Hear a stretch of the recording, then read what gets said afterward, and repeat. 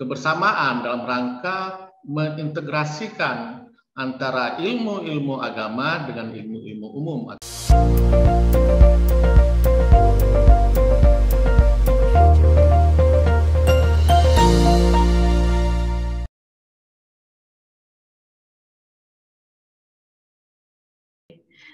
Baik, bismillahirrahmanirrahim. Mawar merah seindah nian, indah dilihat penghias zaman. Salam sejahtera kami ucapkan, salam pembuka kami mulakan. Assalamualaikum warahmatullahi wabarakatuh. Berlari-lari memacu waktu, tetap tertinggal gerbong kereta. Untuk mempersingkat waktu, mari kita dengarkan materi yang ketiga. Materi yang ketiga akan disampaikan oleh Bapak Dr. Zainuddin MA. Beliau, nama asli beliau Dr. Zainuddin MA. Beliau memiliki jabatan akademik lektor kepala, wakil rektor 3 IAIN Nusa, S1 di IAIN Araniri Darussalam Banda Aceh tahun 1997. Beliau S2 di IAIN Sumatera Utara Medan tamat tahun 2003 dan S3 beliau di UIN Sumatera Utara Medan tamat tahun 2008. Beliau memiliki 4 orang anak dan masih memiliki 1 orang istri. Luar biasa ini. Tahu Pak ya. Oke baik, langsung saja. Sungguh indah bunga di taman disusun berwarna-warni, gila menawan. Hatur maaf moderator ucapkan jika kesan pertama tadi kurang berkenan. Kepada Bapak Wakil Rektor 3 Bapak Dr. Zainuddin MA dipersilakan. Bismillahirrahmanirrahim. Terima kasih. Assalamualaikum warahmatullahi wabarakatuh. Pendidikan merupakan sebuah kekuatan yang luar biasa yang mampu mengubah peradaban manusia. Dan ini tentunya kita sepakati bersama. Hal ini tentunya juga terjadi di daerah kita, di mana pendidikan Islam yang ada di Aceh ini, sebagaimana kita pahami, ada madrasah, ada sekolah, dan ada daya. Ketiga lembaga pendidikan ini bernaung di bawah instansi yang berbeda-beda. Dayah dengan badan dayahnya, madrasah dengan di bawah Kementerian Agama, dan sekolah di bawah Kementerian Pendidikan dan Kebudayaan. Nah, di dalam membangun Aceh ke depan, seharusnya ketiga lembaga pendidikan ini dapat bersinergi dalam rangka membangun kurikulum yang lebih baik dan mumpuni, sehingga pendidikan Islam yang dinambakan itu bisa menjadi sebuah kenyataan. Bagaimana kita pahami, dayah awalnya adalah pendidikan Islam yang mengintegrasikan pendidikan Islam sekuler dan pendidikan Islam secara umumnya. Namun dalam perjalanannya, akhirnya dayah memfokuskan diri kepada pendidikan agama saja, sehingga pendidikan-pendidikan sekuler itu dinafikan. Nah, pada perjalanan selanjutnya, hari ini dayah melalui Badan Pembinaan Pendidikan Dayah mencoba untuk memodernisasikan dirinya melalui masuknya dayah ke dalam sistem pendidikan nasional, ditambah lagi dengan kontribusi pendidikan umum, dalam hal ini pendidikan sekuler, masuk ke pendidikan dayah. Walaupun kita lihat, hal ini masih bahagian-bahagian saja. Pendidikan umum dalam artian pendidikan sekuler ini, katakan fisika, matematika, biologi, ini masih berjalan dengan dirinya sendiri. Pendidikan dayah agama, pendidikan agama lainnya itu mesti berjalan sendirinya. Belum terintegrasi antara pendidikan sekuler dengan pendidikan Islam. Ide awal baik saya kira karena dayah sudah membuka diri untuk bisa menerima pendidikan umum ke dalam pendidikan dayah. Demikian juga sebaliknya, pendidikan yang ada di sekolah telah mencoba untuk memberi muatan pendidikan agama lebih kepada sekolah, di mana pendidikan agama yang awalnya sekitar 3 jam, hari ini bisa mencapai 7 jam per minggu. Hal ini merupakan sesuatu yang menarik bagi pendidikan Islam di Aceh. Namun, hal ini bukan berarti bahwa pendidikan Islam di Aceh sudah terintegrasi sebagaimana yang diinginkan di dalam ketentuan-ketentuan yang telah ada di diri kita ini.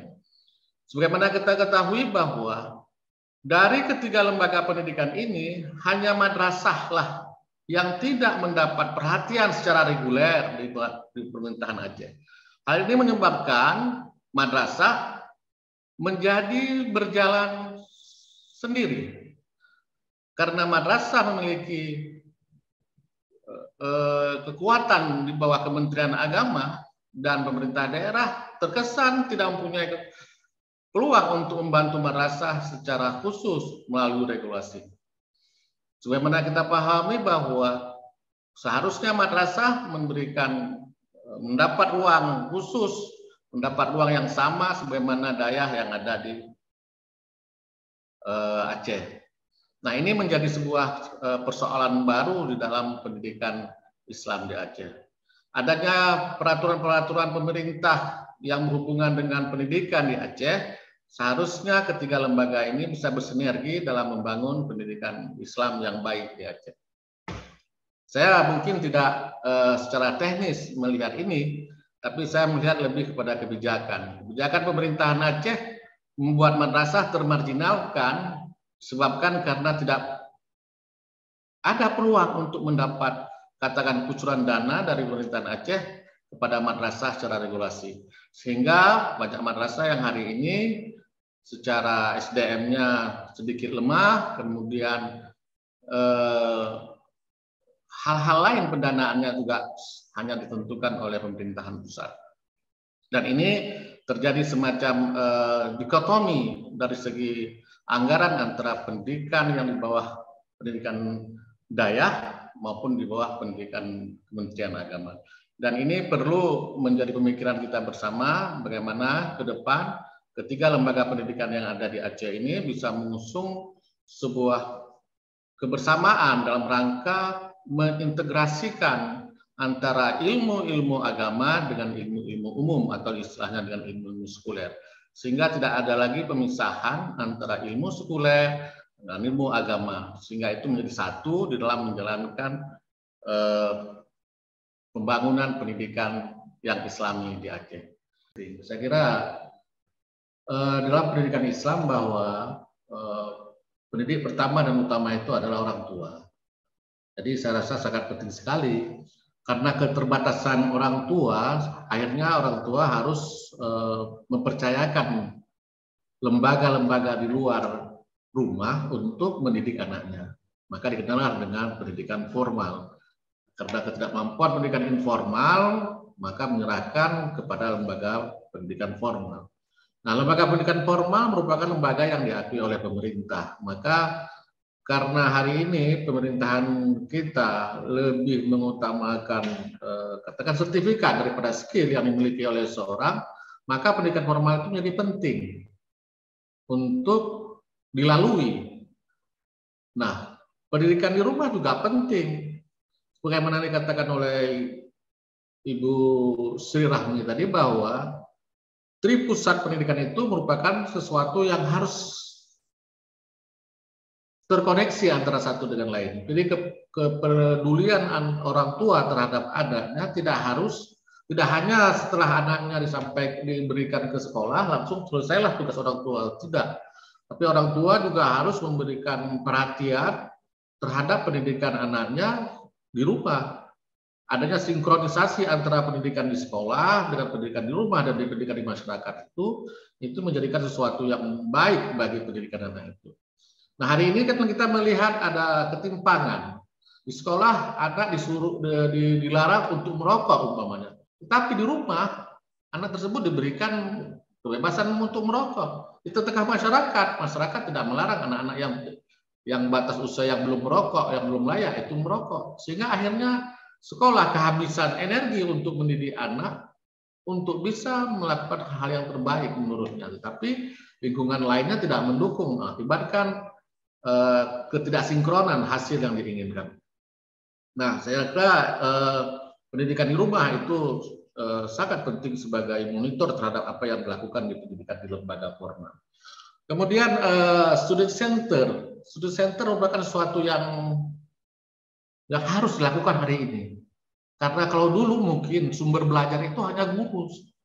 Sekarang sumber belajar itu banyak dari media-media lainnya, sehingga memungkinkan para siswa atau para anak didik kita itu untuk mendapatkan informasi-informasi lebih di sumber-sumber yang lain, sehingga student center memberikan peluang kepada anak untuk dapat lebih mengembangkan potensi kemampuan yang dia miliki, sehingga dia bisa menyampaikan ide-ide kreatifnya. Dan tentu dalam hal ini guru sebagai orang dewasa hanya memfasilitator, guru sebagai fasilitator dalam di ruangan belajar, sehingga keterampilan anak, kecenderungan anak itu dapat dilihat lebih nyata.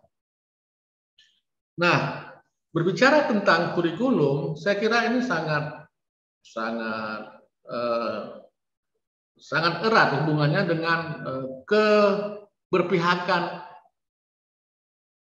pemerintah di dalam mengusung kurikulum yang bagaimana yang diinginkan. Saya kira Aceh harus memiliki sistem pendidikan tersendiri karena Aceh memiliki kekuatan hukum yang beda dengan daerah-daerah lain. Aceh harusnya menjadi patron bagi pendidikan Islam di daerah-daerah lain karena Aceh memiliki daerah otonomi khusus, daerah desentralisasi asimetri di mana kebebasan pemerintah Aceh dalam mengembangkan pendidikan itu bisa sebebas-bebasnya selama dalam bingkai NKRI. Saya kira Aceh harus memiliki sistem pendidikan yang mumpuni, yang bisa memberikan contoh bagi daerah-daerah lain. Karena Aceh diberikan wewenang untuk mengembangkan kreativitas di bidang pendidikannya sendiri. Oleh sebab itu, sistem pendidikan Aceh harus memiliki karakteristik yang berbeda dengan pendidikan lain. Keberadaan Aceh sebagai provinsi yang memiliki lex spesialis, saya kira Aceh bisa berkreatif lebih banyak dalam memajukan pendidikannya. Otomatis kita harus melakukan semacam pengintegrasian ilmu pengetahuan yang selama ini terjadi dikotomi antara pendidikan Islam dengan pendidikan non-Islam. Maka kurikulumnya harus dirancang yang bisa mengintegral antara pendidikan Islam dengan pendidikan non-Islam. Artinya pendidikan itu tidak ada istilah pendidikan A, B, C, D, tapi pendidikan Islam yang mencakup seluruh sisi-sisi kehidupan yang dimiliki dan dibutuhkan oleh anak manusia. Sebagaimana yang dikatakan tadi oleh Ibu Rahmi dalam rangka menjawab tantangan zaman ke depan, bagaimana kurikulum yang dirancang itu harus betul-betul mampu menjawab itu, dan tetapi juga kita tidak lupa akan identitas kita bahwa pemilik ilmu itu adalah Allah Subhanahu wa Ta'ala, sehingga kita tidak terurai dari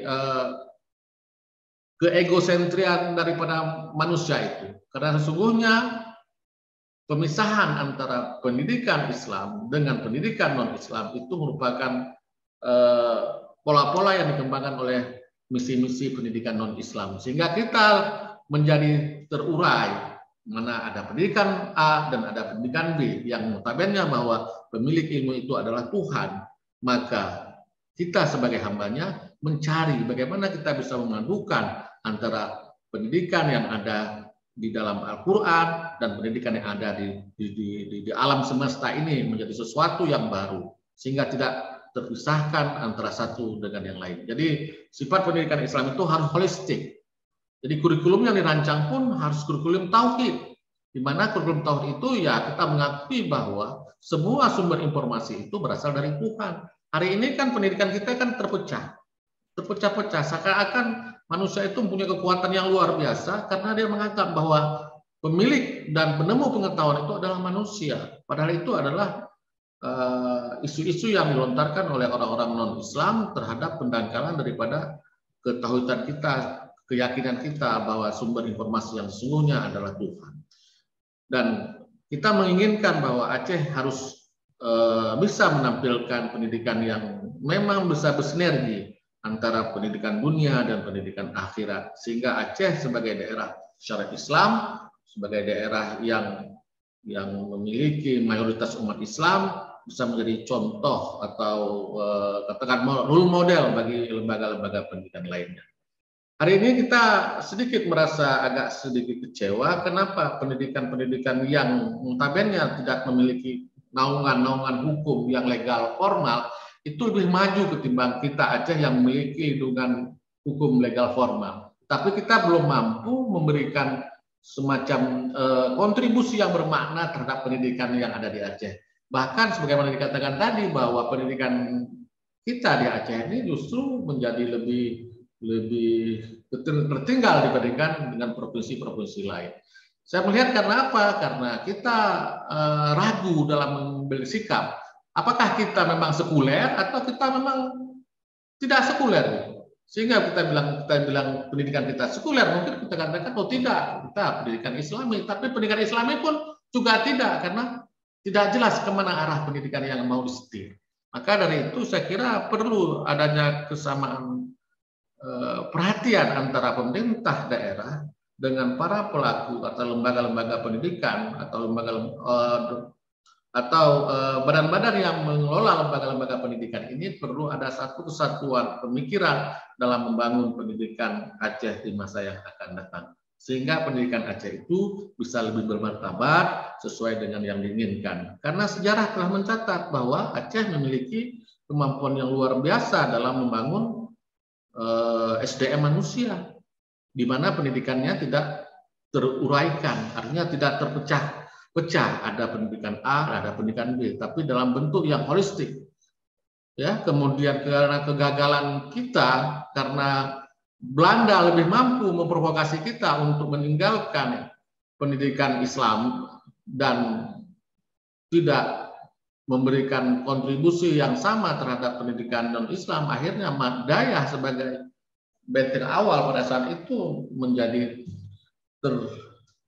ternodai pendidikannya. Awalnya dia harus pendidikannya terintegrasi, yang akhirnya memutuskan pada pendidikan agama saja. Dan hari ini Dayah mencoba untuk membuka diri lagi bahwa pendidikan-pendidikan yang dikatakan sekuler itu sudah diterima di Dayah, walaupun sebahagian kecil masih belum bisa menerima karena dianggap takut mengganggu pendidikan agamanya. Tetapi paling tidak Dayah sudah membuka diri akan pentingnya pendidikan-pendidikan non agama, walaupun sebenarnya tidak ada pendidikan agama dan pendidikan non agama, karena sesungguhnya semua ilmu itu adalah milik Tuhan. Bagaimana bisa kurikulum itu bisa merubah? Saya pikir kurikulum merupakan pedoman dalam menyetir kemana arah pendidikan, kemana apa yang akan kita lakukan kepada peserta didik. Makanya basicnya ini, kurikulumnya ini harus jelas.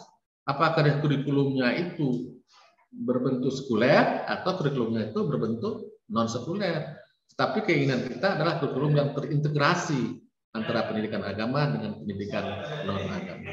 Serasa demikian, saya kembalikan kepada Ibu moderator. Terima kasih. Assalamualaikum warahmatullahi wabarakatuh.